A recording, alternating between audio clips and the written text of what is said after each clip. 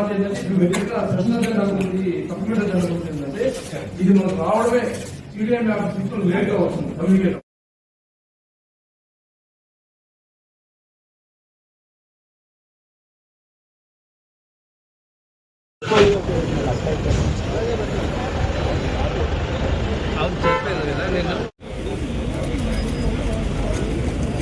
పెట్టాలి మమ్మల్ని పెడతా అనిపిస్తుంది నాకైతే.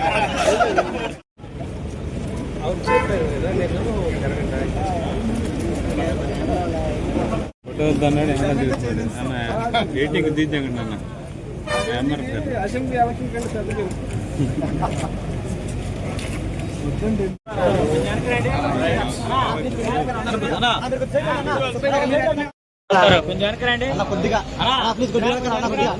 ఏమిటి అంటే తెలుగుదేశం పార్టీ వచ్చింది, నారా చంద్రబాబు నాయుడు గారు, అలాగే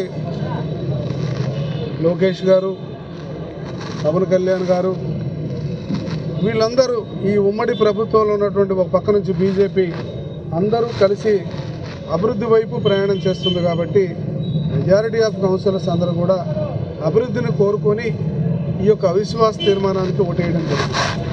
ఆ ప్రకారంగానే వాళ్ళ యొక్క కోరిక మేరకు నెరవేరిన మాట వాస్తవం. కాబట్టి ఇదంతా కూడా రాష్ట్ర ప్రజలందరూ కూడా చూస్తున్నారు. చాలా చక్కగా పద్ధతి ప్రకారంగా చీరాల్లో మీకు తెలుసు, ఎప్పుడు చూసినా సరే అటొక 50 మంది ఇటొక 100 మంది నిలబడి గందరగోళంగా చేసుకుంటూ ఈ యొక్క అవిశ్వాస తీర్మానాల సందర్భంలో కానీ ఎలక్షన్ తీర్మానంలో కానీ జరిగింది. ఈరోజు మీకు అటువంటి పరిస్థితి ఎక్కడన్నా కనపడిందా? అటువంటి పరిస్థితి లేకుండా చక్కగా పోలీస్ డిపార్ట్మెంట్ వారు అధికారులు అందరితో పాటు కలిసి ఈ యొక్క 2 అవిశ్వాస తీర్మానాలని కౌన్సిల్లో మరి స్పెషల్ ఆఫీసరు ఆమోదించడం జరిగింది. ఇక నుంచి మేమందరం కలిసి ప్రయాణం చేస్తాం, మున్సిపాలిటీని అభివృద్ధి వైపు ప్రయాణం చేస్తాం, ఎలా అభివృద్ధి చేయాలన్న దానికి వెళ్తాం. ఖచ్చితంగా చాలా సంతోషం.